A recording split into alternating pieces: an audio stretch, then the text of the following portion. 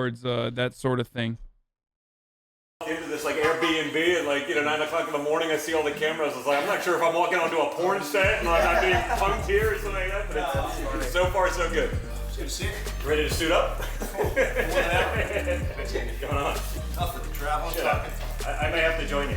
Yeah. As long as you put me on a long gun, I'll be fine. I don't know if I can swim 20 miles, but long gun, I'm good. You'd be surprised how much easier it is to shoot someone close up too. Yeah, Don, have you tried the Happy Dad yet? You know what, dude? I'm not a drinker, and not because I don't love drinking, but because I don't do anything in moderation. And what is it? Which one? It's our new seltzer. Oh, that's a self-report on cocaine, motherfucker. That's right.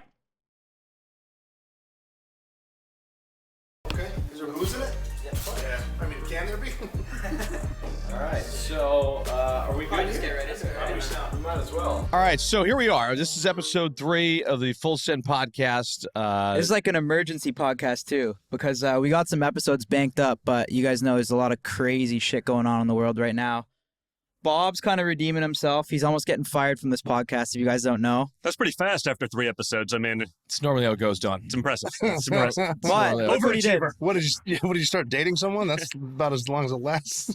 Guys, awesome. Here we go. Once again, just getting bashed. But he's kind of redeeming himself now because he put together a pretty crazy 2 guests here. We got Don Jr. and we got Robert O'Neill. Bob, what do you want to introduce? I mean, to well, our first of all, I audience think doesn't that know? shows that to get you guys in the same room this fast obviously shows that there's some shit going on in the world that needs to be talked about. Yeah. And I think you guys are obviously pretty vocal, not only on social media, both of you guys are pretty vocal, but yeah, there's a lot of shit going on. I mean, first of all, for anybody that doesn't know, Don Jr., obviously, we know who Don Jr. is. Robert O'Neill is the man who spent tons of time in Afghanistan. Yeah, most of my adult life was at war. I joined the Navy as a Navy SEAL in 1996, and I didn't get out until 2012.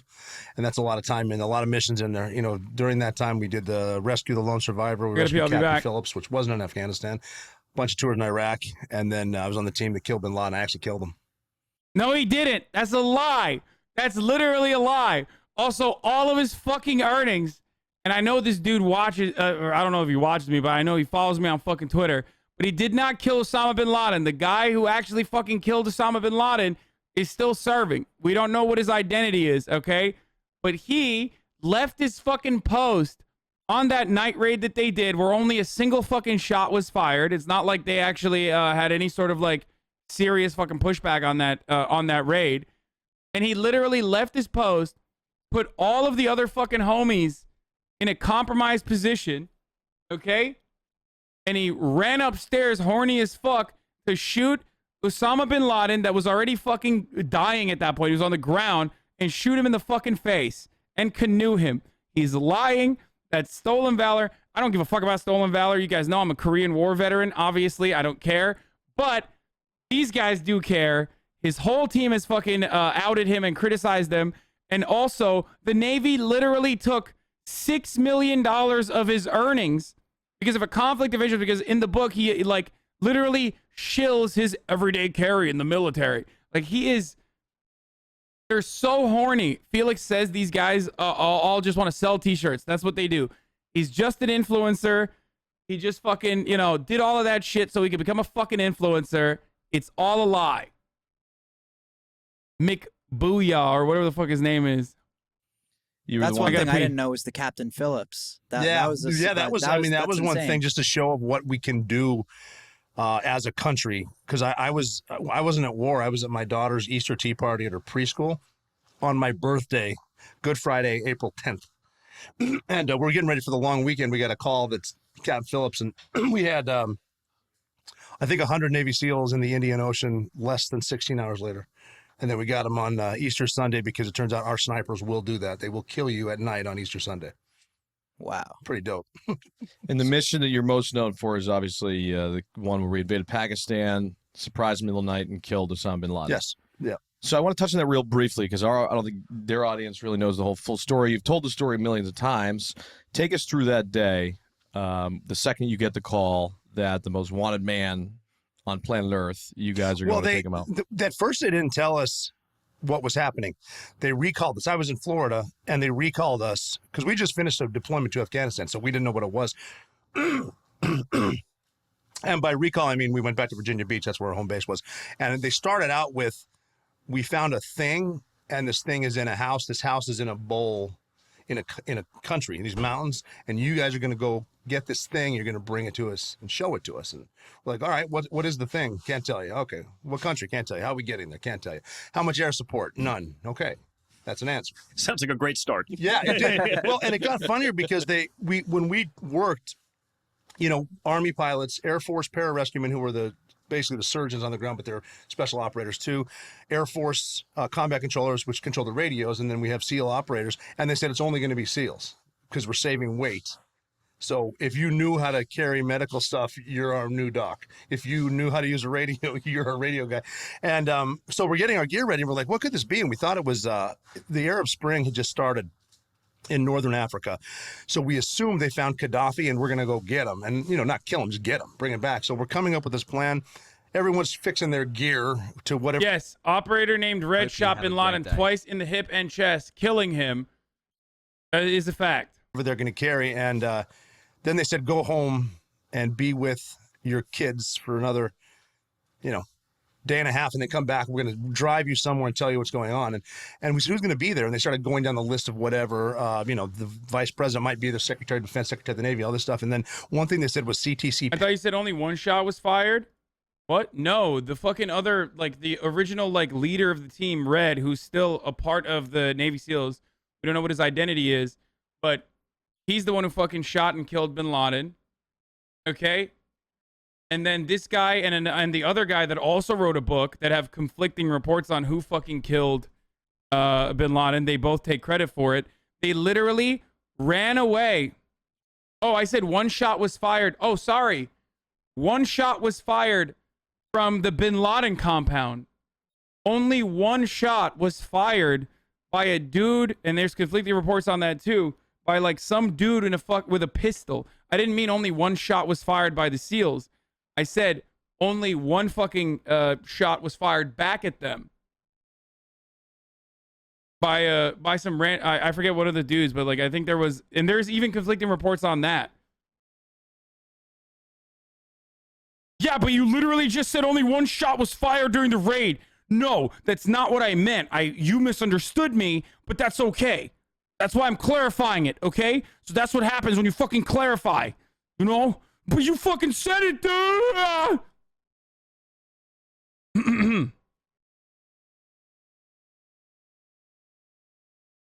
It doesn't matter that you're clarifying your position that I misunderstood. You once said it, so fuck you. Also, it's top of the fucking hour and you still haven't said anything about it, and I'm fucking getting pissed off, dude. Getting fucking pissed off, dude. Because that is true. It is top of the fucking hour, folks. Which means it's time for a 60-second ad break. That's right. And let this Korean War veteran tell you that you can avoid those ads. You can't avoid the Korean War, but you can avoid those ads by subscribing. Whether for $5 a month or for free with a Twitch Prime if you haven't used it anywhere else. Or you can use an ad block or a VPN, but Twitch Prime is free. Here's the ad break now. If you want to ad-free broadcasting, you already know what to do. Boom. PAD, which is CIA counterterror Pakistan, Afghanistan. And no one said anything. We went home and I was thinking to myself, if we're going to Libya, why would they be there? So then we came back, we got in vans. I'm getting to a funny story, I promise. We're driving the vans down to North Carolina. And I had 4 guys here, and I said to the guy next to me, who's my boss, I said, this isn't Gaddafi. They found Bin Laden. And he looked at me and just said, yeah, that's exactly what I was thinking. And that's when the guy in the front seat said, man, if we kill Osama Bin Laden, O'Neill, I'll suck your dick. So 3 weeks to the day. Yeah, no. I did ask him about it. It's been like 10 years. No, not yet. He's you know. But yeah, that was, anyway. But then we got serious. They said this is as close as we've ever been to Osama Bin Laden. Then we were serious. No high-fiving, none of that. Just, can we go now? And we met the teams, that the girl that found him and all that stuff. Trained for a few days and then went to... Wow, it's kind of problematic, Sweaty. He's queer baiting.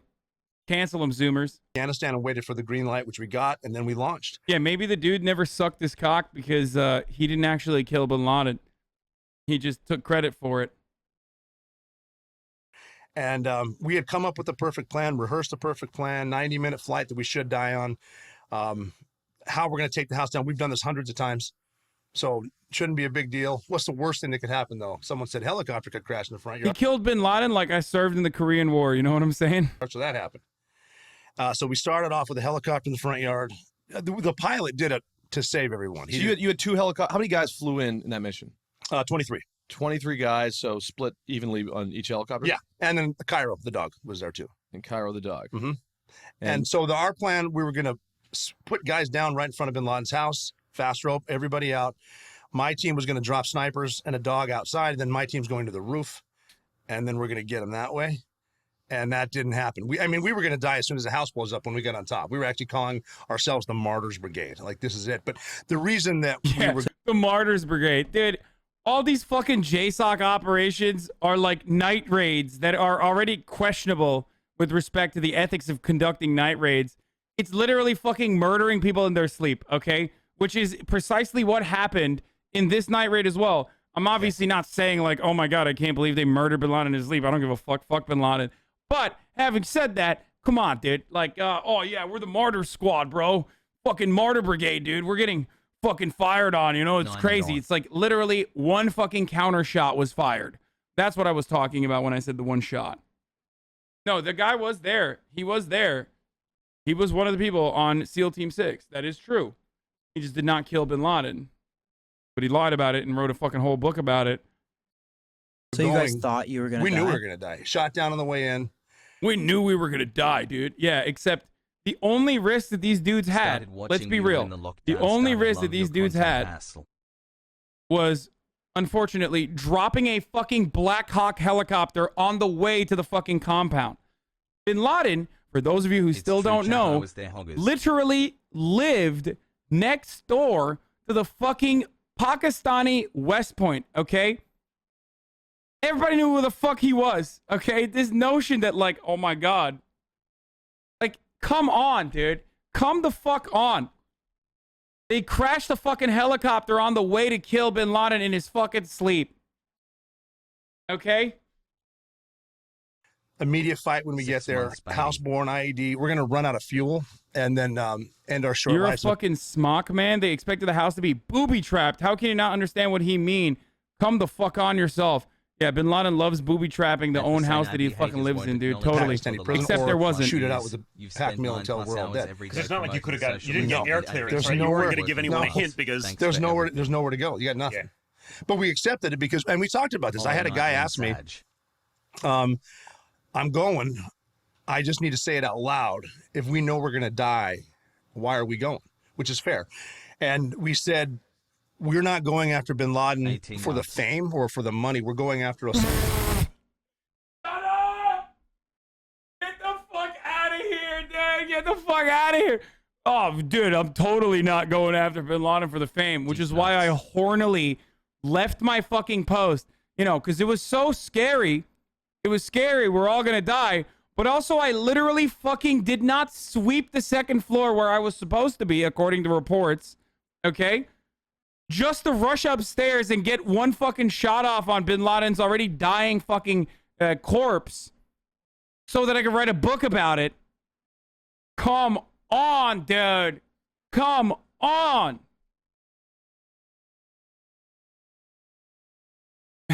He didn't do it for the fame. He did it so his homie would suck his dick.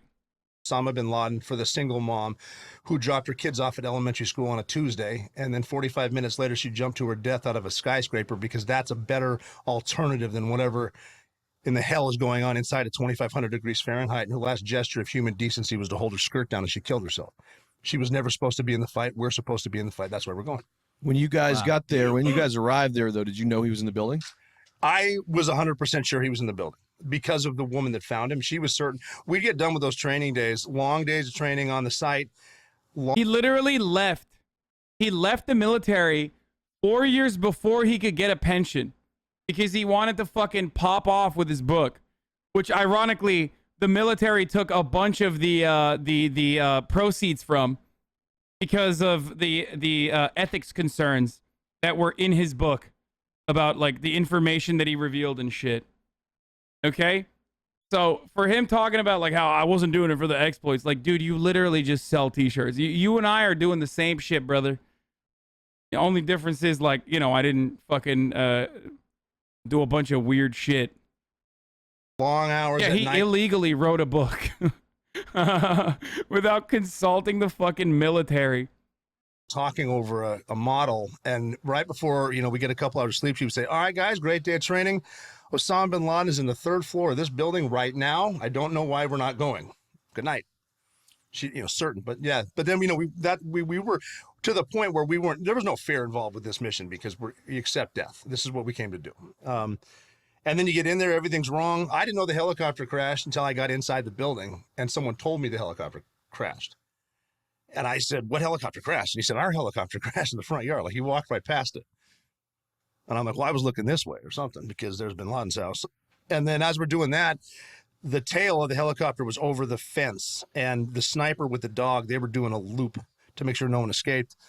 And he came over the radio and said, hey, guys inside, be on alert. They're definitely ready for us because they have a training mock-up of our super secret helicopter in the front yard.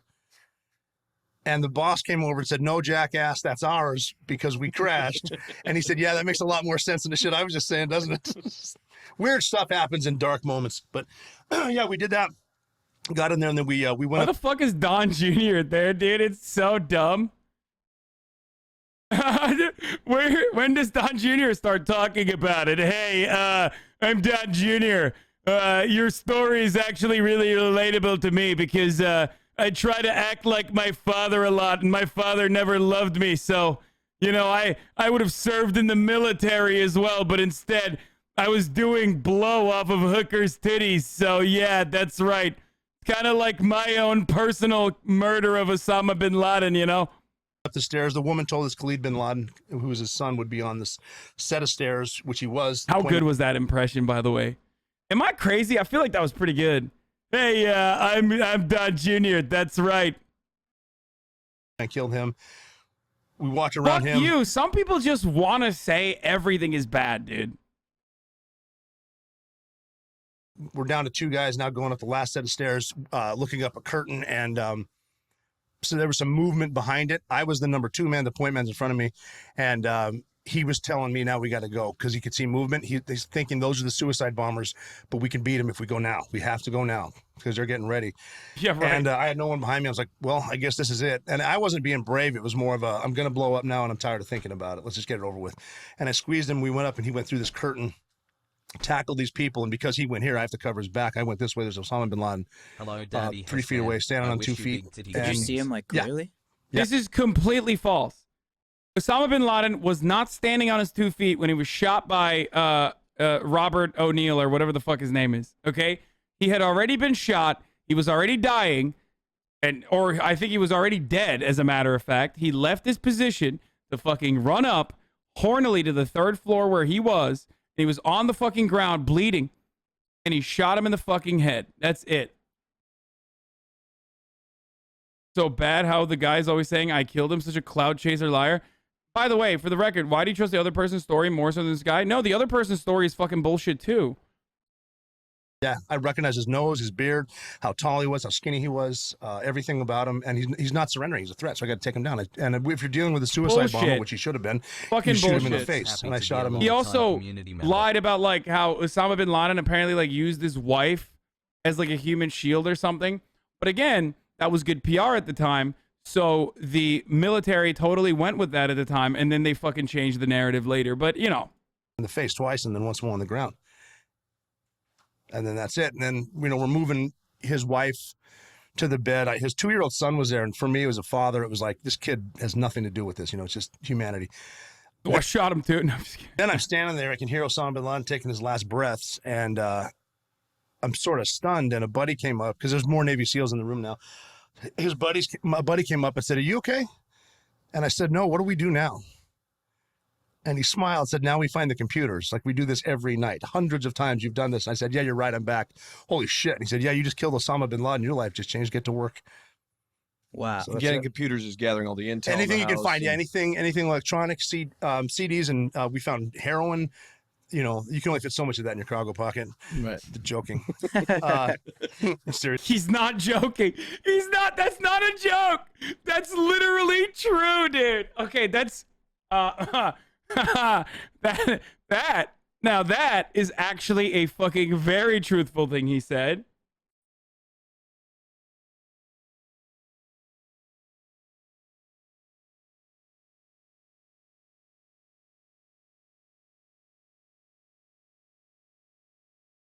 Oh, god damn it. I can't fucking...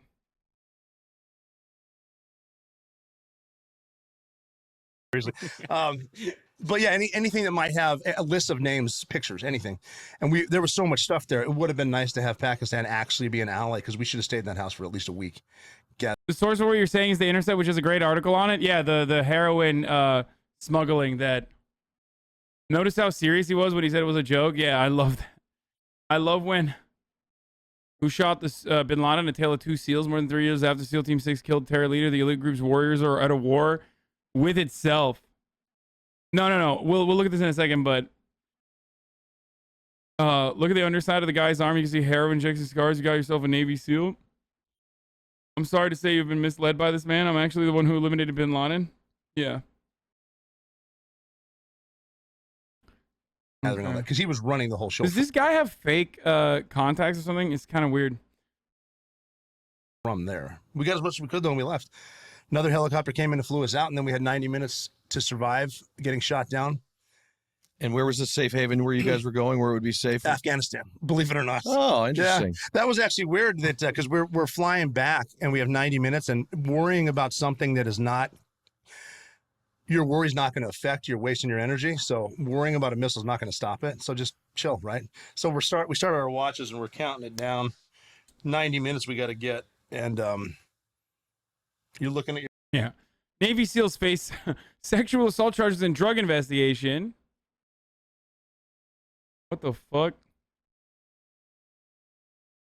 God damn it. Not The Intercept 2.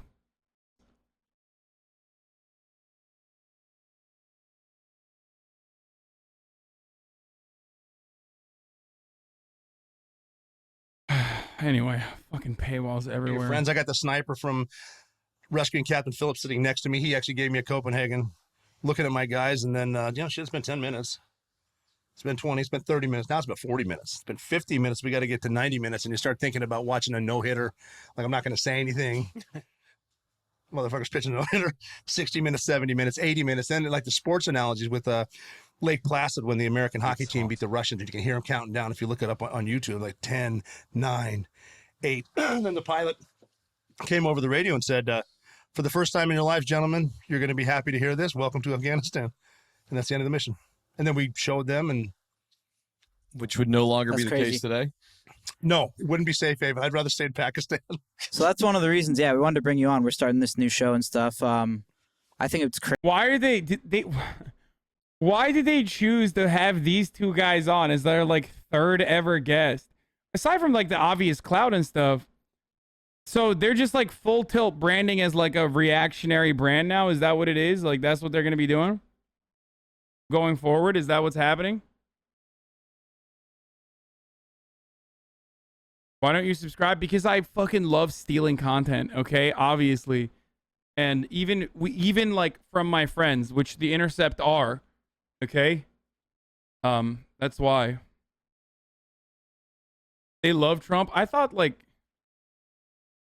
crazy that we got you guys on too, you know, experts, and like I think just the question is like what the fuck is going on in Afghanistan right now?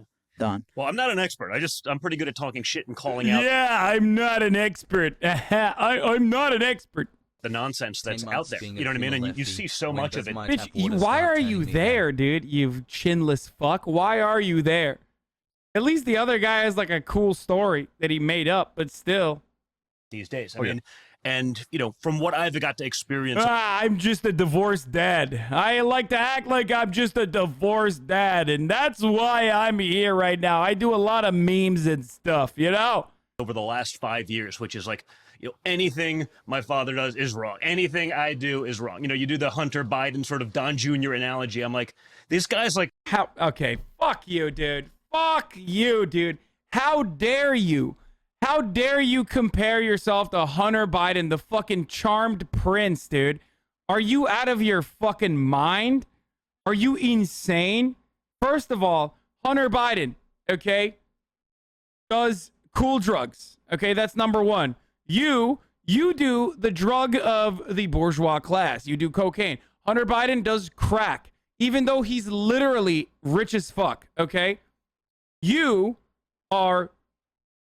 done nothing. You've accomplished nothing in your life. You've like stolen money from charities, whatever. Hunter Biden taking advantage of the last name Biden by fucking literally getting hundreds of thousands of dollars for a no-show job from Burisma, okay? Like literally just like going to Ukraine, getting fucking paid as a laborer without putting a single fucking ounce of effort or work into it, okay? Legend. Hunter Biden has sex with strippers without having to pay for it. You pay strippers all the time and they still don't want to fuck you, okay? Don't compare yourself. Do not compare yourself to fucking Sigma-ass Hunter Biden. You're a fucking loser. Everybody knows you're beta. You have no chin. What happened to your chin? Hunter Biden, classic, handsome looks, okay? Very, very handsome. Hunter Biden, fat cock. Donald Trump Jr., very tiny penis.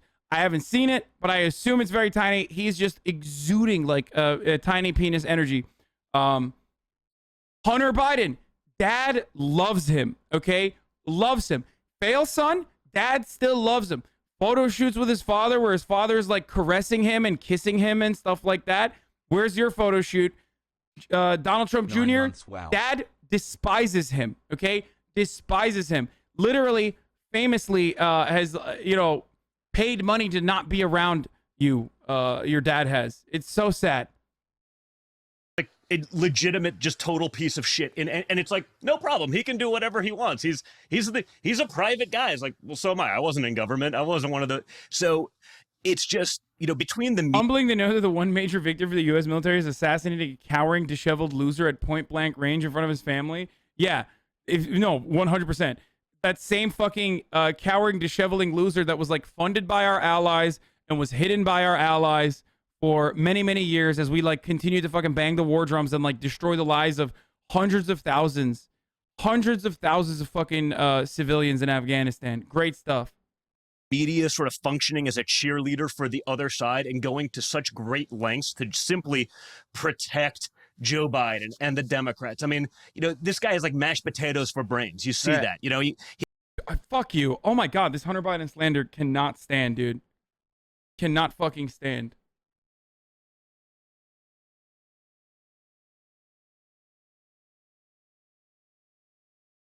Oh God. It's gotta be so sad. It's gotta be so fucking sad. Constantly being compared to Hunter Biden and just never, ever being half as fucking cool, dude. That's so sad. I mean this. Like, I genuinely mean this. No one likes Don Jr. No one. His dad doesn't like him. Hunter Biden, many people do. People lie and act like they fucking hate him, okay?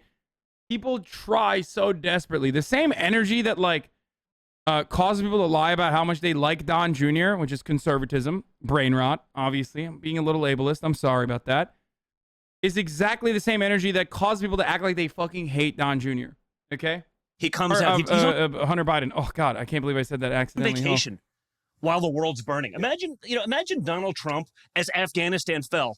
By the way, as Afghanistan fell, while they pulled out our troops, but left between 10 and 40. And they don't even know. 1,000 Americans in Afghanistan. Now, Taliban control. I can watch the meltdown. It'd actually be nice because, like, they'd have such big aneurysms that there'd be none of this, like, ridiculous media left. Like, they would explode in their outrage. Joe Biden's on vacation. I love this because he's, like, saying, I wish my dad would do the exact same thing that Joe Biden did just so the media would get mad. That's a self-report. You're basically saying, like, yeah, I don't really give a fuck about the people of Afghanistan or the Americans stranded there, but it would be cool to, like, fucking watch, the whole world burn. Like, it would be fine. Pathetic. Also, who wears fucking Puma, dude? What the fuck? Jesus Christ. Like, I'm surprised he didn't do his speech from an ice cream shop the other day, because it seems all he's capable of. So, it's hard to believe that it doesn't exist, that someone's willing to call out the bullshit when it exists. And why do you think that is? They created a niche. Why do you think that is? That's Dana, when we did Dana. Like, why is the media so against the right? Like, is it about money? Is it like... I think are they just so against it? They're active. You see it in school, right? They're activists. If you're going into journalism, that's your mindset. And then you're in your bubble. If you go against the bubble, you get eaten alive. And listen, it's no different probably than the woke military. And I'd love to hear your thoughts on this, Rob, because and we do have to make the distinction between guys like this, the door kickers that are actually kicking ass, and like the generals that are saying, I really want to learn about white rage. It's like, give me a fucking break. The difference too, having shooters on the ground fighting the enemy, Al Qaeda, ISIS, Taliban, seeing the difference between them, and then like, show me a 4-star general and I'll show you 14 people kissing his ass all around him. And just telling him exactly what he wants to hear so they can have his job eventually. Well, and he wants to get a board seat at, woke corporate America. Yep. And so they want to keep us in these wars indefinitely because, like, hey, listen, they're not making a lot of money now, and that's their retirement plan. But, they're also costing the American taxpayer trillions. They're costing guys like Rob their lives and limbs, so we can stay in a war to get a board seat at Raytheon in a couple of years. That's what they're doing. That's exactly what they're doing. So someone has to call it out. And, to your point, dude, I was always conservative, but I was never political. But the fact that there's such a vacuum of, people that are just not willing to speak up, that I have sort of created a name for myself within politics just to be like, hey, has anyone called bullshit on this yet? Like, how insane is that? That's what I mean. What is the reason? Like, why? What motivation does Twitter have to remove the president? I think it's got to be personal power somewhere. Like, is it about money somewhere? There are a lot of people on television and politics that are blatantly lying, and it's got to be for kickbacks. It has to be. I can't figure it out. I don't know why. I don't want to say someone specifically hates their country. They got to be getting money on the back end. Someone is. Well, and Twitter there's will also say virtue signaling. There's a reward system, right? Yeah. If you're a liberal and you come out and you attack the conservatives, hey, it's the Colin Kaepernick shit, right? You get a sneaker deal, or Megan Rapinoe, you hate your country, great, we're going to put you on you're the face of Subway sandwich now. It's become cool to be woke, and there's a way to monetize it rather than talking common sense. Now, if you come out as a conservative, everyone out there is attacking you. So there's no upside. So I know there are people that are out there sort of selling some of this crap. They don't believe it because I know them. But it's like, well, it's the path to making a couple of bucks. Yep. And I'm not willing to risk taking the hits. That's the difference with me. I was like, screw it. I'll take the hits. It's so an anchor on CNN is just gonna follow the narrative just because they don't want to lose their job. Is what you're saying? Everyone's doing it. But they got there through years of indoctrination. Yeah. You see it in our school systems. I mean, you see it in some of these liberals of TikTok videos where it's they're doing whatever they can to push some of the crazy aspects of the left. And I'm not even talking about the difference between conservative and liberals. I mean, some pretty batshit stuff. And it's they're proud that they're indoctrinating kids to make sure that they never see another side. And if you see another side or bring it up, it's over.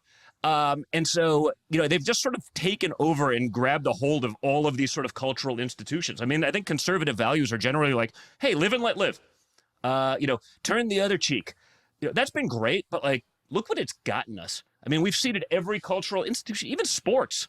I mean, woke sports is a thing. And now I know a lot of players, whether it's MLB, NFL, NHL, probably not as much NBA, but they are out and they can't even imagine what's going on. They're I can't believe I got to go to work and push this bullshit. And yet it's jammed down their throat. And they know there is a very real consequence. I'm sure you've had this conversation, Bob. That's a good point. That's 100%. Yeah. Quick question. Back to, Afghanistan. Yes. So obviously we're launching this episode tonight, right? Yeah. Because obviously it's pretty significant what's going on. Rob, you've been there. Take us through, first of all, two things. What happened in Afghanistan, for those who don't know, and what is going on right now currently as we speak? People make mistakes all the time, and a lot of successes are because of mistakes you made. You're learning from them. You can Monday morning quarterback anything. I personally think we should have pulled out mostly out of Afghanistan around 2004, 2005, because we kind of had it won. We hadn't heard of an improvised explosive device, roadside bombs yet, but bad decisions are made. They wanted to surge. They people. There are guys on the ground like me were saying, we live in a house in Jalalabad, Afghanistan. We know our neighbors. We give the kids candy. We get kebabs at the stand in the middle of town, which is unheard of, especially today.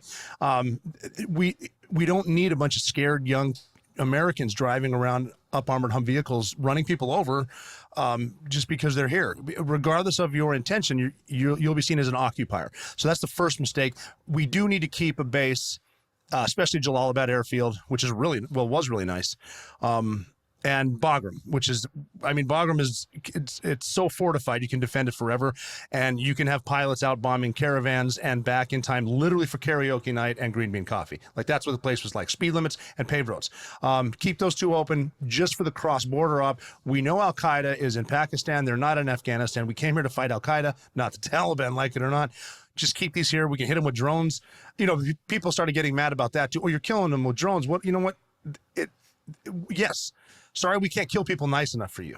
But, you know, we stayed there. We did get bin Laden in 2011. And we, you know, it did need to start being scaled back, which is happening. And an unfortunate truth is we were going to have to negotiate with the Taliban eventually. That's just the way that part of the country works. We tried to give them schools and democracy. They don't want it. They want their valleys. That's it. So we have to start that. You certainly do not leave, drop the keys and leave overnight. Yeah. That's the problem. Complete chaos, because, I mean, it's almost to the point where, okay, are you stupid or are you incompetent? It's one or the other. And if you're the chairman of the Joint Chiefs of Staff, who's the highest ranking military officer, if you told him to pull out, you should be fired. If you told him not to pull out and he didn't listen, you should resign. Where we lived, and I mean, a lot of Americans, a lot of the coalition forces over there, if they screwed up this bad, they died, or they got fired. You don't just don't show up for the press brief because you're in the basement.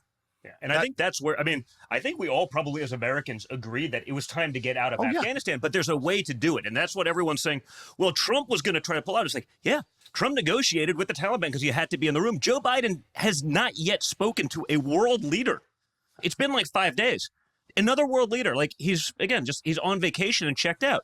Trump had conditions to the withdrawal. You heard Pompeo maybe on the news the other night, like X, Y, Z. You know, if those guys were coming out in these single roads that they've now blockaded coming into Kabul, Trump would have been droning the hell out of them. Yeah. You know, Joe Biden, no conditions, no nothing. And again, he pulled out our military before he got rid of the civilians.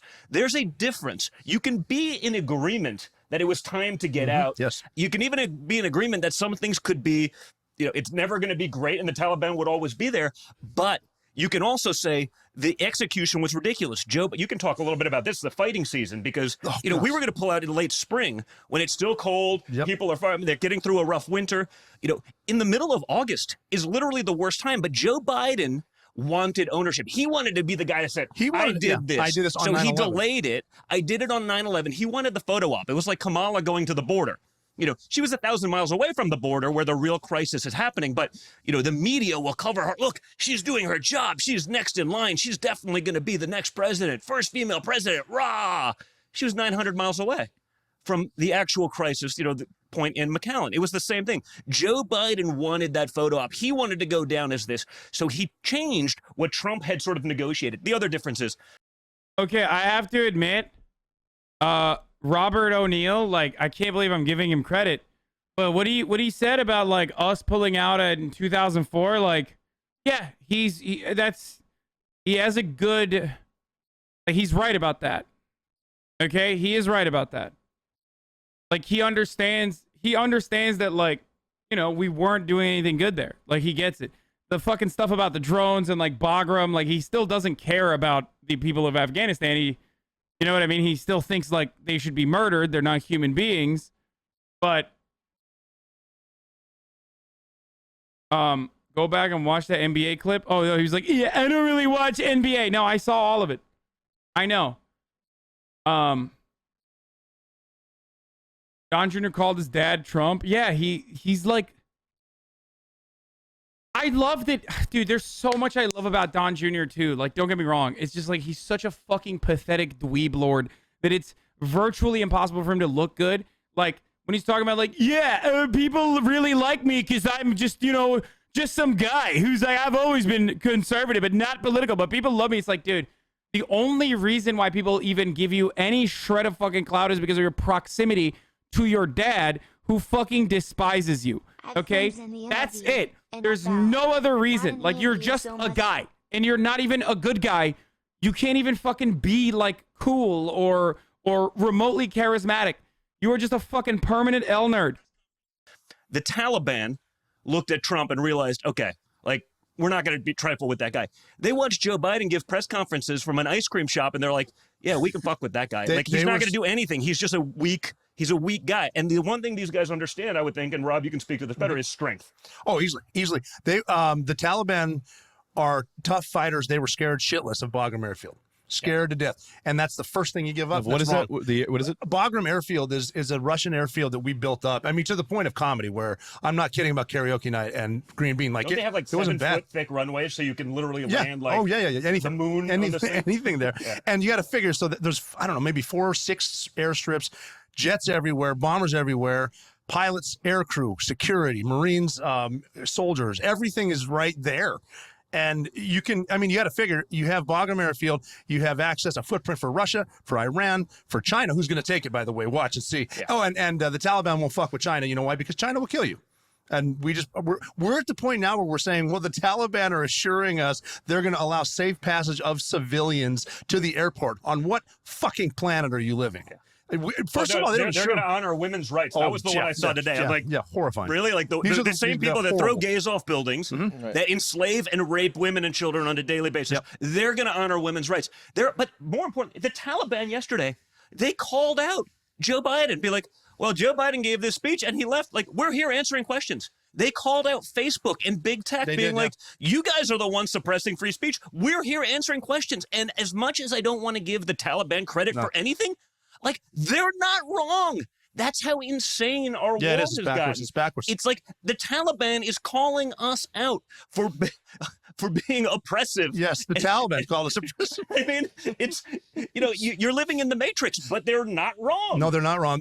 One thing funny, though, just to get a little humor in there, someone did send me a picture of those dudes in the weight room that we just gave back, and he's on the treadmill. They're like, so what's this guy doing on the treadmill? I'm like, well, based on what I know of these people, he's trying to figure out a way to either eat it or fuck it. Got it. So what's why not? So 3.5 years. So there's 3.5 years left of Biden, right? Yeah. So what's the play? So well, think about that. I mean, if you look at our border, right? Humanitarian crisis. You have kids in cages. We didn't build the cages, but it was a really big deal that there were a couple of kids in cages. Now you have kids in cages that are 700, 1,000% overflowing, right? COVID positive up to 18, 19% statistic I read, and they're just releasing them into McAllen, Texas. Like, again, if it were Trump, what would they be saying? Mm-hmm. Just like Obama built the cages, but that was not a problem. Trump using those cages, a huge problem. Joe Biden getting them and having them at overflow capacity in the middle of a pandemic, sick, and releasing them into society, not a problem. Just like if you're in New York right now, you need a vaccine passport to go to work, to go to dinner, to go out. But if you're COVID positive in McAllen, Texas, they'll just release you into society and you can go do whatever you want. It's an honor system. Just try not to go near anyone. Like, you think that's going to work? I mean, there's just a hypocrisy that is just so flagrant these days. It's so glaring. And yet, again, no one's calling it out. It's perhaps why, I've been able to create a decent presence on. Wait, what? Is he advocating for COVID passports in McAllen, Texas? Yeah, I think, they got COVID passports in New York, but not in Texas. I wonder why, jackass. Like, literally, I wonder why there is no COVID fucking passports in Texas. God, it's so awesome. It's so obvious that, like, they couldn't get Trump, so they had to get the fucking shitty version. Fuck, Trump would have been owning in this interview, dude. On social media, because I'm one of the guys. Again, like, hey, Rob's done a great job of that. I mean, and by the way, he calls out, the bullshit on both sides. And by the way, even I do too, because I mean, there's plenty of these establishment Republicans that I'm like, guys, like, you go and you wax poetic, when you're at a fundraiser talking conservative stuff, and then you go to DC and you fold so that some douchebag at Politico doesn't write a mean article about you. I'm like, that's not who I want representing me either. Like, I want values and I want resolve, not sound bites and talking points. Right. One thing I want to know is, like, how much authority does Biden have when it comes to, like, pulling those troops out? Like, is that all his decision? It can be. With the commander-in-chief, he's the commander of all the forces. And like I said, if the chairman of the Joint Chiefs and National Security Advisor says one thing, the president can say, no, we're not doing that, we're doing this.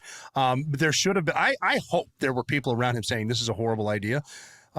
Because it's not gonna end well, and if we can't get our 10,000 Americans out, we're jumping troops back in. Well, it seems like some of the stuff I've read is that people were advising him, like, don't change the existing plan. You know what I mean? Make sure there's conditions.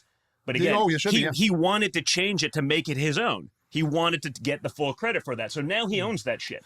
He's going to own it forever. It's worse than the fall of Saigon. So, all you got to do is keep blogging. What was the move then? Like what? Because I know I don't think we were spending a lot of money there anymore, right? We didn't have a lot of people there. We didn't have a combat death in over 18 months. Right. And, you know. Safer than Chicago.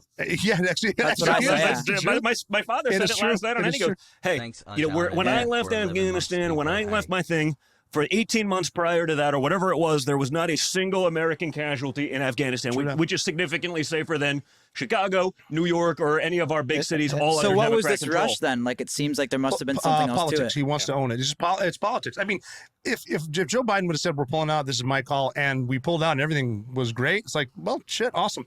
But nobody thought that was going to happen. No one with it. I mean, of course, nowadays up is down, down is up. Like if you tell the truth, you can get fired. And people just don't like the truth. They just want to say, yeah, I'm sure we'll be fine. The Taliban won't take it. I mean, and they said no. And even the bullshit about, oh, we have some tough Afghan fighters that we train. Look, you train them for 20 years. They're twice the size of the Taliban. They lost in 3 days. Someone's not fucking fighting. Well, did you see the video I put up on my Instagram? Like, I mean, it was literally, we spent $88 billion just on training. And you're watching these guys try to do jumping jacks. Like, check it out on my Instagram. Like if you it's haven't literally seen the jumping laughable. jacks. Like it's you know what I'm talking about. Yeah, right? I know. Like, I know. It's absolutely ludicrous that you spent $88 billion. So and again, it's just being cycled back into the pockets of the guys that are part of the military-industrial complex and all of that stuff. They're getting rich off of it. And again, they're maybe a politician then, but then once they leave politics, they become a lobbyist. And they're lobbying for that. And that's how the money cycles. And it keeps those guys rich. True. It's why D.C. is the richest zip code in the country, or one of the top 3, but they don't actually produce anything other than they peddle influence. So what now, back to Afghanistan, what is going on right now as we speak? So are we have soldiers there that are trying to evacuate Americans and Afghans? Yeah, the Taliban had been planning this in mostly Canada, Pakistan for the past 15 years, what they're going to do. And the plan, well, they didn't assume Bagram would fall, but that worked out well for them. So then they can surround, it's called Hamid Karzai International Airport. That'll, maybe not anymore at this point, because they're going to rename it. But they're going to surround it, and now they have everyone trapped in the cities. They can't get into the airport to leave. So there's Taliban checkpoints everywhere. And, you know, I just on the front cover of I think the New York Post today, there's someone getting hacked to death with a machete outside of an ATM. Well, they actually put out, you know, they said yesterday, I did a little, like, you know, sort of like Rumble Facebook video on it. They literally put out a press release saying, get to Hamid Karzai Airport, though the embassy says we cannot guarantee your safety. Like, so they want you to travel there. Now, the embassy, don't forget, the embassy now is in Taliban control. Right, it's Taliban. Joe Biden on July 8th said, under no circumstances will there be photographs, you know, of the Chinooks, I guess, or whatever it was that they were like, you know, of Saigon in 75. It's literally the same photo. Like, it almost looks like you can't tell the difference in the photo unless you look at just the building. I posted a video, you know, on my Twitter and Facebook that shows literally the photographs of them evacuating the embassy. This is 6 weeks ago. Joe Biden said under no circumstances was that going to happen. They have the same helicopter evacuating people out of the embassy. The difference between this and Saigon is this is significantly worse because they forgot about the 10 to 40,000 Americans that were still there. They got some of those embassy personnel out. Oh, yeah. The embassy fell. It's worse because there's 10 to 40,000 people that are stranded in Afghanistan. And they're saying we can't guarantee your safety. The Afghans that worked with us, and they find out you worked certain areas with the Americans. They're not just going to skin you alive. They're going to watch them. You get to watch them skin your kids alive. Then they'll get to you. So what we're saying to them, so the Department of State, for people who don't know, they sort of take care of the civilian sector and how to, you know, travel advisors, blah, blah, blah. So they're telling these Afghans, the State Department is just saying, just contact your representative of the State Department. They had all evacuated. Yeah. They got nothing. Yeah. They got nothing. Yeah, contact the embassy. What embassy? Right. The embassy's in Taliban control. So some bureaucrat in D.C. I mean, I saw the media. Tom Cotton put out this thing on social media, the senator. He goes, listen, contact my office at this number. We will figure out a way to make it happen. The media starts going, oh, what are you going to do, Tom Cotton? It's like, well, the embassy fell. No one else is doing jack shit. Like, he's actually trying to help. Like, he's actually trying to proactively be part of a solution. You know, it's not ideal, but he served and he understands how these things work, and he sits on the Senate Armed Services Committee or whatever it may be. Yeah. He may be able to help get something done and effectuate, like, change. But the media jumps on him. Oh, what are you going to do? Like, well, what are you guys doing? Right. You know, you're running Just cover for Joe bad Biden mouth while and he's on vacation. How many people are over there right now that we We want to sent get? more people in, didn't we? Now They said yeah, 6,000. I think. 6,000. But how many people are in there right now that roughly that we want to get out? We don't even know. No That's one the knows. point. Like they put out a thing between 10 and 40,000, according to I guess it was Americans. Which is a little latitude. Right. And, well, they said there's a they gap there. resumed flights, and in the last 24 hours, they had gotten something like 600 to 700 people out. So play it out. If they're getting 600 to 700 people out in a 24-hour cycle, and there could be up to 40,000 people, you're going to spend 2 months evacuating Americans? What do you think is going to happen? Like the Taliban, I understand the press is giving them a lot of attention. They're giving the Taliban a bigger platform than my father, the former president of the United They're States, gonna who's not comply, allowed to be though. on social media. Yeah. What happens when the beheadings start? Because you know they're going to start. Oh, they've already like, started. All right, You know, so when what they do happens though, when the but raping when they, starts? When they do though, and that's something that we see on our end, and we see those happenings. What's the play? Do Well, they're we going now to go control in there their and get- media, and they will. do we go in and get It'll aggressive? happen, and we won't see it. Yeah, the You know what I mean? Taliban's Like, not. it's happening. Who do have a verified Twitter account, by the way? They won't put it on their Twitter account. they have a verified Twitter account. Yeah, of course. Why Yeah. wouldn't they? No, the Taliban spokesman. I mean, it's a designated terrorist organization, and like they have it, but Donald Trump's not allowed to be on Twitter because he sent a couple mean tweets. And I always say, you know what? Looking at the world right now, I would take $1.85 gas, peace in the Middle East, a secure border, a booming economy, et cetera, et cetera, et cetera, in exchange for a couple mean, but probably also true in most cases, tweets. Yeah, that's true. Yeah. You know, Yeah, but that's yeah. not the way we. That's Mean not the tweets. world That's we live that's in. where we were. Mean tweets. But the Taliban right now are basically like, hey, we're going to comply with you guys, correct? Well, see, they know the world's watching them now. Yeah. And who knows? They might let Americans out, but once they have control, I mean, they have it now in spots that we can't see. And these are not good people. These are as brutal as they get. These guys are as bad as ISIS. They'll burn you alive. They'll, depending on the age of your daughters, these ones get their heads cut off. These ones are sex slaves. This one gets hung at the Coliseum. That's what they do. And these are just bad people. And they've been gearing up for this. They've been seething at this, and they're there. Well, and they know how our media works, right? So they know how to give them exactly what they want to get the cover. It's like when Putin says, like, well, what happened to Ashley Babbitt? Putin could care less about what happened to Ashley Babbitt in the Capitol, but it's a way of calling out the hypocrisy, and he knows the media is going to jump. It's like when China starts saying, well, that's not really woke. I mean, you got to, like, China doesn't give a shit. Like, they literally are committing genocide against the Uyghur Muslims in China. They're enslaving people. They have death camps. They don't care, but they know how to manipulate our media, and they're just acting like a puppet master so that our media goes after ourselves, and we end up eating our own. Oh, yeah. We eat our own, and that's how they gain leverage on a world stage. What do you think your father would have done differently? Because these guys kind of surprised them, right? Well, hey, listen, like I said, Pompeo's talked about it the other night in terms of the details. Like, there were conditions to this thing. They weren't going to do it at a time, during the summertime when, the Taliban, they're literally bored. They got nothing to do but fight. You can speak to this. We've even been higher. calling it the fighting season. We've known it every year since 2001. They fight in the summer, and then the winter sucks. Yeah, the winter sucks. They go high. Things are calmer, so you can do it. So you don't have this massive surge. Yeah. He would have been droning the shit out of the the highways coming in. Convoys, I mean, there were just right? caravans and convoys. It'd be like the original Iraq War, right? You'd get a get an A-10 and just run down the line, shooting depleted uranium at these things, and you could take out tens of thousands. There would have been real conditions. There would have been fear in the back of the mind of these guys saying, like, hey, I'm going to get nuked on this road going in there. Oh, yeah. They wouldn't do it the same way. It would have given the Afghan fighting forces, if they wanted to actually fight, a chance, because it wouldn't just be this deluge, this onslaught at once.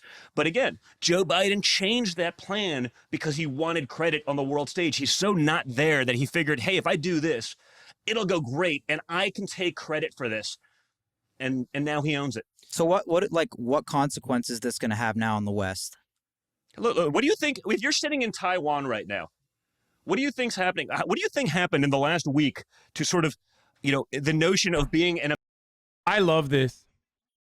Oh, the Taiwan rhetoric is so fucking funny, dude. It's like you don't give a fuck about Taiwan. Donald Trump never gave a fuck about Taiwan. Also, I love that he basically was talking about the warthogs. That's a war crime. He's talking about the highway of death in the first fucking Iraq war, where the U.S. military literally fucking opened up on retreating refugees and also disarmed Iraqi soldiers. So he is currently referencing, not Taiwan, but what he's talking about is literally the highway of death. Really cool stuff from why couldn't we just do the highway of death? That's American ally. Some war crimes. We're an American ally. We just abandoned, 40,000 Americans up to possibly, in Afghanistan. What do you think Taiwan's thinking? Whatever China's timeline, and there is a timeline for taking over Taiwan, it just accelerated 1,000 times because they're going around saying, see, you can't rely on America. Like, we just made ourselves so weak on a world stage that I don't think the average person. Did we just have like a...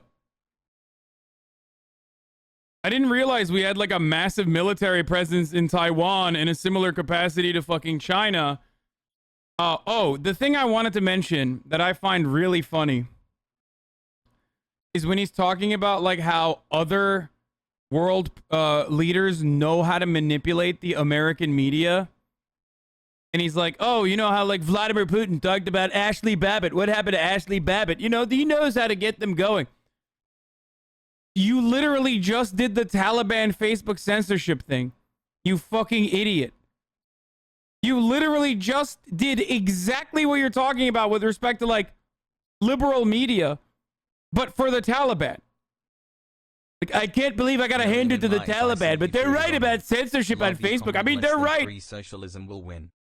Like, anyway. Person can fathom it. I mean, if you're an ally of the U.S., we just told all of them, like, 10 months. We're there with you, but we're not really there with you. Like, when the shit hits the fan, we are leaving and tucking tail. Well, we've our strength has been a triage of forward defense, deterrence, and alliance solidarity, and that's how you can win. You can win without firing a shot. But once we lose our allies like this, I mean, it's like they don't trust us. I wouldn't trust us. I would not be an interpreter anywhere for the United States right now. Yeah, and if you're in Taiwan and you're talking about that, like, you know what? China, come on in. You know, if you're in any one of the places that China's essentially trying to colonize around the world, they'd be like, this is pretty funny. You know, coming from the country that has Puerto Rico, Hawaii, the American Samoa. There's Alaska. I guess Alaska is a little different, but like Guam. Guam. I find it strange that he's like, one, talking about Taiwan this way, but also, secondly, like, does he think that like we were holding off like China from, taking Taiwan or something? Like, what is that? This is like a new conservative take that I haven't heard. It's new to me. And I don't know what the argument is about Taiwan. Like, what is their argument? Are they saying that like America is stopping China from like taking Taiwan or something? Also, America doesn't even fucking recognize Taiwan. So what is he saying? Like, Trump was president. It's not like, it's not like he made any fucking efforts to do like Taiwan independence or anything like that.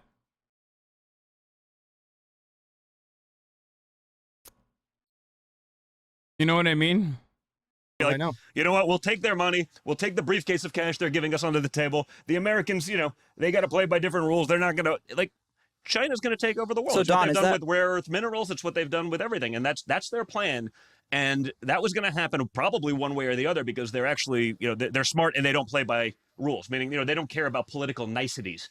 They're not trying to please anyone. They could care less. They have one mission and one mission alone, and they're able to think beyond 2 weeks from now when we have our next elections to say, this is where we want to be in 100 years, and this is how we get there, and everything else doesn't matter. We don't think that way. We're so short-sighted. We make stupid decisions so we can have a win for next week so that we can get reelected, continue to keep power, get that board seat in the future. Yeah. America's future be damned. I mean, we've leveraged the shit out of our country. Our children's futures are screwed because we just, hey, what's another couple $1 trillion? Joe Biden, a couple $1 trillion to teach critical race theory, and woke bullshit to our children. Who cares? It's infrastructure because everything's infrastructure. Your sneakers are now infrastructure, Bob. Like, that's where we've gotten. And they don't care because it's not their money. But it allows them to keep power, and it allows them to then later make money again. And that's why my dad got involved in this in the first place. He was like, listen, I'm a business guy. Like, he's been watching this shit pissed off for decades. And now.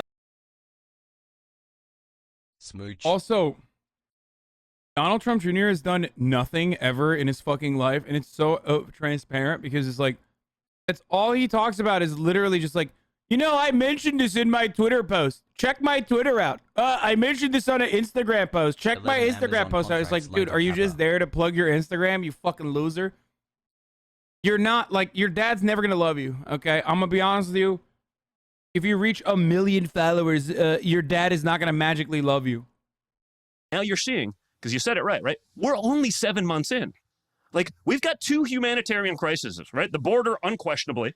Again, you don't have the coverage because the media is one way, but it's a crisis. Afghanistan, serious crisis. Inflation, serious crisis. I mean, we're gonna destroy the middle class of this country. And then, you know, by the way, the next crisis is going to be the refugee crisis. And, you know, there are definitely some great people probably in Afghanistan, and there are people that we have no idea what their intentions are. You know, he's so mad. He's like, why am I not talking about Afghanistan? Like, I literally was there. Why is this fucking chinless dipshit talking about Afghanistan? I would much rather hear the fucking weirdo Navy SEAL talk about it than him, to be honest. I have friends in the Border Patrol. I mean, for the last few months, he's like, hey, like a good percentage. And I don't mean like 1 or 2. I mean like significant double-digit percentage are like, yeah, they're guys from the Middle East coming in. Mm-hmm. Like, they just see it. It's a porous border. Now, if you're a Cuban refugee who's being shot at by your government, you stay put. You're not allowed in the country. We don't want you because the Democrats in power don't want someone who's maybe against communism and socialism, which is where they're ultimately trying to push something. So if you're a Cuban refugee seeking asylum and actually like deserving asylum, not like I just want to come to America for the free shit, which is what you see a lot, you know, at the southern border, but people who are actually getting shot at by an oppressive regime that's jailing them for simply wanting freedom and for speaking out against the government, they're not allowed in because they've experienced what socialism and communism does. And, you know, so this is one of the things I talk about a lot, and media goes crazy, goes like, what do you know about it? Well, I know about it because my mother escaped it. You know, my mother was from communist Czechoslovakia. She escaped because she was a good athlete. She was an Olympic skier, and so she got to Canada and then came into the U.S. legally and, like, was never going back. And I remember as a kid, you know, I saw my parents, like, with their wedding picture. I was like, well, why is my grandfather there but not my grandmother? Mm-hmm. And they basically explained it was like, well, like, they wouldn't let them both out of the country because they knew if they both got out of the country, no one was ever coming back. So I'm like, sounds like a wonderful system. Let's bring it here. Yeah.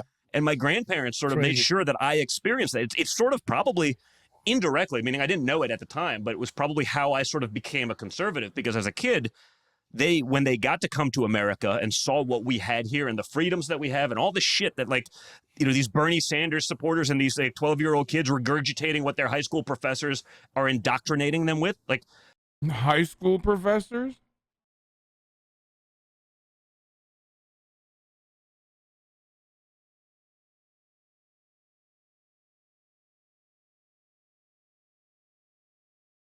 High school professors that are teaching fucking children that communism is good. Like, I mean, I have a couple high school teachers in here that are definitely leftist, but like outside of like maybe maximum 100 teachers that are fans of mine, I doubt that there's a lot of fucking high school teachers that are teaching communism as a positive. They saw that and they're like, oh man, like you got to see the other side. So at 5 years old, I spent my summers in like communist Czechoslovakia. Like I've waited in those bread lines, and I can assure you they're not nearly as glamorous as Bernie Sanders would have you believe. Are you gonna run for office? You know, I don't have intentions of it right now, but I'm in the game 100%. Like I think I can actually do more helping. You know, Rob's been on the road with me as we've done that in Montana and elsewhere. Like, you know, I want to help 30 other guys because that's the problem. Like one guy in DC, there's so many, even on our side. Like, you know, I feel like Donald Trump Jr. Congrats on the new Hasanabi. 1 year after Trump is gone, would effectively serve as a poison pill for any fucking candidacy, dude. Like, who would be like, oh my God, Donald Trump Jr. is here. Like, that's sick. Yeah, I can't wait to vote for J.D. Vance because Donald Trump Jr. came on and vouched for him. You know, the son of the guy. That's sick, man. These like stiff schmucks, again, they tell you what you want to hear. They then vote for you. Then they go to DC and do whatever the establishment tells them. So, you know, I'm in the game fully. Like, you know, and right now I think I can do more, you know, as one guy helping 40 guys than, you know, one guy in the office and doing all that. But no, I'm going to stay vocal. You have to. We have to fight for something. What about your father? You think your father will run again? Listen, I'm watching him, and again, I think Joe Biden's legacy will be showing America how good they actually had it under Trump. I know you'll never hear that, but just there's not a metric where we're not significantly better off. Now they'll say, no. Well, statistically speaking, you saved 16 cents on your July 4th barbecue. Remember that? 16 cents. Now, if you drove your car to pick up your steak, if you went about 7 yards because of the energy prices, that savings was gone. If you drove a quarter of a mile, it was gone.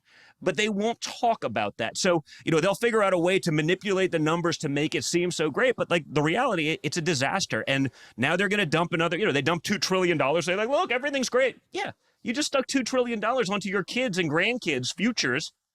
So, of course, it's great. There's all this extra money in the economy, but, they're paying people to sit at home. I mean, I moved to Florida just trying to get people to work. I speak to the contractors doing work on my house. They're literally like, I can't get someone to show up because they're making more money sitting on their couch than they would be working. So or they'll work 2 days a week for cash, take the government money as well, and they're net ahead doing nothing. So if you're a betting man, you think your dad will... I love hearing about what the working class should do from the guy who's literally never worked a day in his life. Sorry. That's not true. He has worked, only to fucking do charity fraud. Unbuy your house. Run again? Listen, seems like it. It seems like he's into it. I mean, and honestly, I'd like to see it because the problem that we have is it doesn't seem like there's a bench on our side. There's a natural bench on the Democrat side because, they have their sort of fluffers in the media, that'll make everyone a hero, right? AOC, she's the greatest thing in the world. Rashida Tlaib, she's wonderful. She's a, brilliant politician. None of the hypocrisy, none of the lies. That it's harder on our side, and I don't know that we have enough people yet that will fight. Yeah, dude, Fox News, literally the most famous fucking Why? Conservatives always act like Fox News does not exist. It's so funny. They're like, they have single-handedly the most successful media company out there, and then they just act like Fox News is not there. Oh, they got fluffers in the media. We don't have anything. It's like, dude, what about Fox News? Back the way my father will, where he just doesn't care. He just takes the arrows. He just keeps fighting. He doesn't give a shit. We don't have that yet. Our guys are still, our bench isn't deep enough that we have enough people that aren't afraid of the slings and arrows that come at you when you're a politician and you're a conservative. Yeah, we have a bunch of pussies. Yeah. And look at the Republicans that voted for the infrastructure bill just because they got pork in there. They'll get reelected.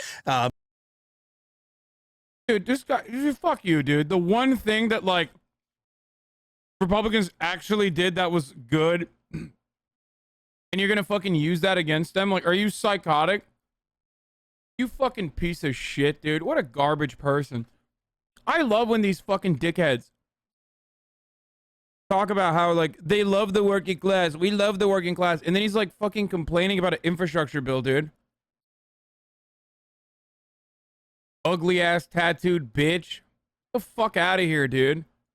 I'm such a good populist. I love the people. It's like, dude, you're really gonna fucking shit on Republicans for having such a sweet deal that they unironically couldn't say no to it because they desperately need funding for their own fucking infrastructure. They're not playing the long game. They're playing to the next election. And the Taliban would say, I've never seen worse tattoos on a human, dude. Holy same with China. shit. They say America has the clock, but we have the time. They're all playing the long game. 100%. And we're fucking our kids over. They don't even realize it because communism has indoctrinated them to thinking the shit they're being taught. Because Nikita Khrushchev did say in the 1950s, we're going to take over Hollywood. We're going to take over your schools and your media. And they did. And they said, we're going to beat America without fighting a shot. And no one even talks about that. Yeah. It's like just because you're not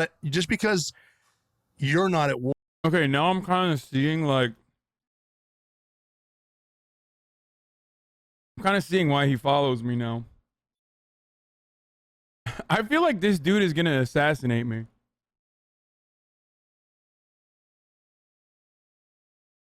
Old Tifu has bad tattoos. Old Tifu.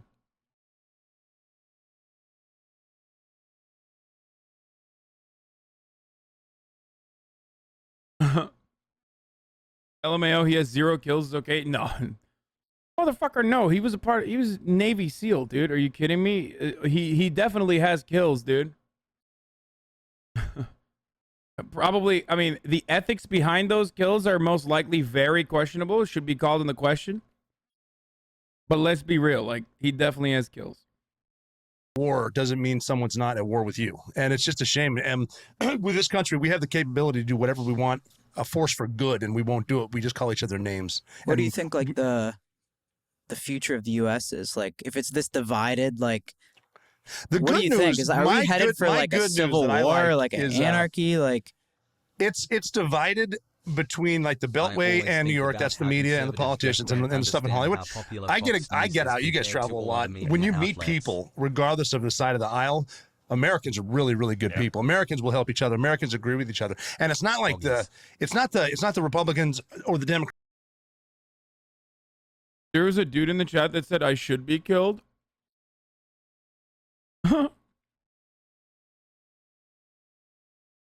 What an insane person. I'm like, why are you watching me, dude? I mean, actually, like, why? Cap. Democrats, you know, the conservatives, the liberals, it's the fucking crazies and the fucking crazies. And they're the loudest because the loudest boos come from the cheapest seats. And that's just how most people are good. I'm confident in it. I think they're also waking up. I hope so. A lot of people are waking up. I think the media, like, look at what you guys are doing, right? I mean, you're catering to a younger demographic. You're doing that because there was literally no one talking the counterpoints to the other side. So I think you guys have an incredible opportunity. And I think, you know, people were watching, you know, wow, had I known about Hunter Biden's laptop, like, I wouldn't have voted for, you know, imagine it was me. You know, imagine it was me doing crack. Like, they say that because I know. Yeah, you just do cocaine. Like, you don't do crack. You don't do crack, the proletarian's choice of drug. Like, it's fine. Like, you're a fucking bougie little bitch. It's okay. I have a fucking $3 billion mega mansion. You know what I mean? It's like, we're just Bill Dipperly. Hunter Biden, on the other hand, just literally housing houseless people. Okay, actually doing that. That was what he was doing. It's true. Look it up. Animated, and I am aggressive and loud as fuck. Like, they say that Don Jr.'s on cocaine. I'm like, you have pictures of that dude, like, in 50 situations smoking crack. So what does he do? Does he just rail a bunch of blow and just, like, I guess, fuck like, who hookers in knows? But, Russia? like, if I was selling art to undisclosed buyers for $500,000, having like a Picasso sold last week, you know, for like 150 grand. Hunter Biden selling art for $500,000. You think they'd have a problem if it was me? Like, he's not even an artist, but he became one. If I took $1 billion from China, it would be a problem. If I was in dealing. Again, Hunter Biden, artist. Donald Trump Jr. doesn't understand art.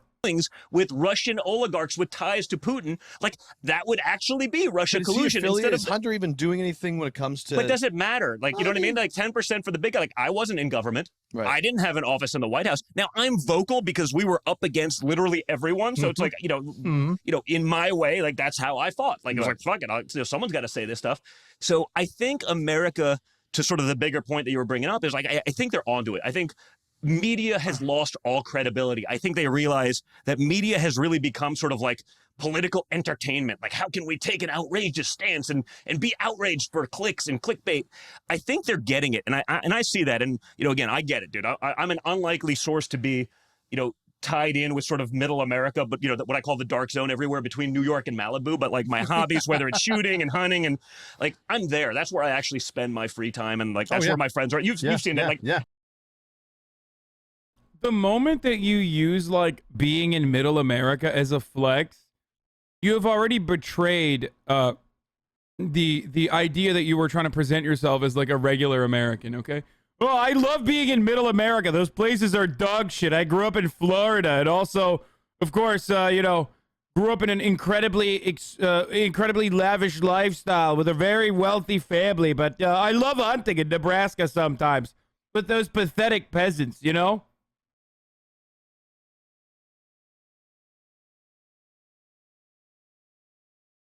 I don't think you can fake that. No. You know, politicians try all the time, but, like, this is actually, you know, Rob actually saw this because we did some campaigning. Thank you, Doobie Wizard, for the 521 gifts. Those.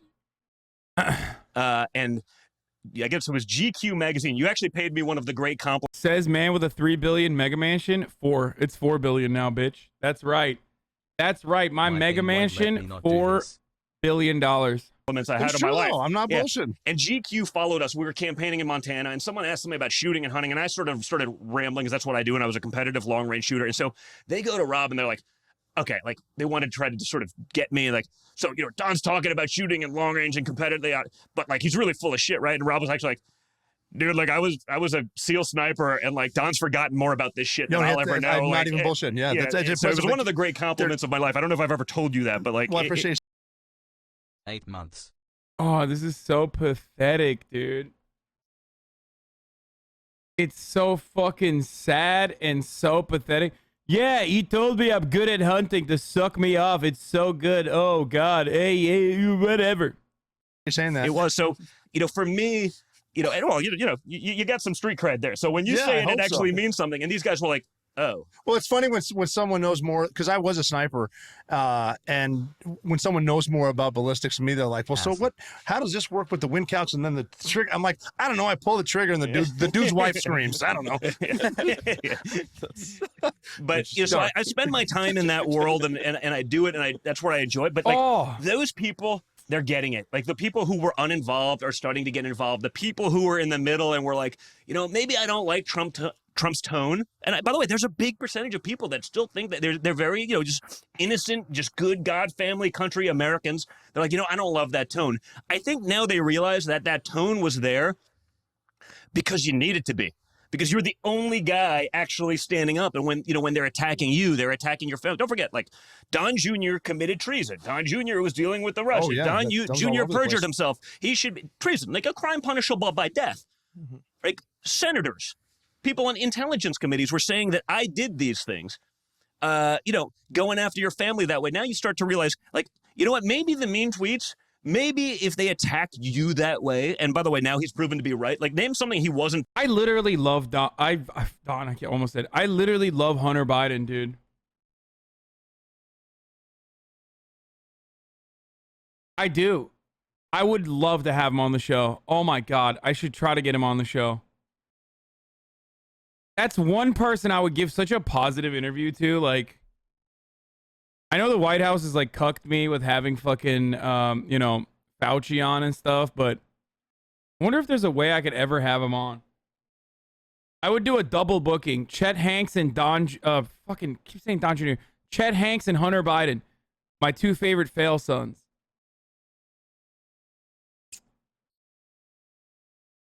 Proven to be right about, essentially, you know what I mean, in big issues in the end. Maybe that's why there's a mean tweet, because like you're the only one out there actually fighting. So I think people are onto that, you know, and they're starting to realize like what's actually going on. And I think that's important. Speaking their from eyes. like the young, oh shit. Good Boys, what job, the guys. fuck? This budget like porn set that you guys Holy got fuck. going on. I mean, it's falling We got apart. Don like, Jr., Robert O'Neill. We have forgot to your tell you- father who's decided to come in and join us here tonight. Hey, Dad. Surprise! Your father has decided to join us Did I here. take it too far? I forgot to tell you, I do have ghosts that follow me around and do shit like that. Bro, he is so excited. He was like, what? What do you mean? Is my dad here? That would be so funny. Oh, Dad. You know what I mean? In big issues in the end. Maybe that's why there's a mean tweet, because like you're the only one out there actually fighting. So I think people are onto that, you know, and they're starting to realize like what's actually going on. And I think so, that's too. important. Speaking Opening their from eyes. like the young, oh shit. Boys, Good job, what the guys. fuck? This budget like porn set that you guys Holy got going fuck. on. I mean, it's falling We got apart. Don like, Jr., Robert O'Neill. We have, forgot to we have tell your you- father who's decided to come in and Watch his face. join us here tonight. Hey, Dad. Surprise! Your father has decided Hey, Dad. Did I do all to right? join us Did I here. take it too far? I forgot.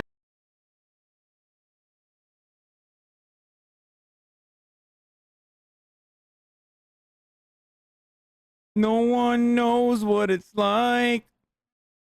Look at his face. Oh, no, of course he's not there. He's just smiling through the pain, dude. Who am I kidding? My dad would never be here to watch me. I mean, come on, believe me, that's crazy. The Click meme account made a video about you? What is it about? In the Disney. I know, I saw it.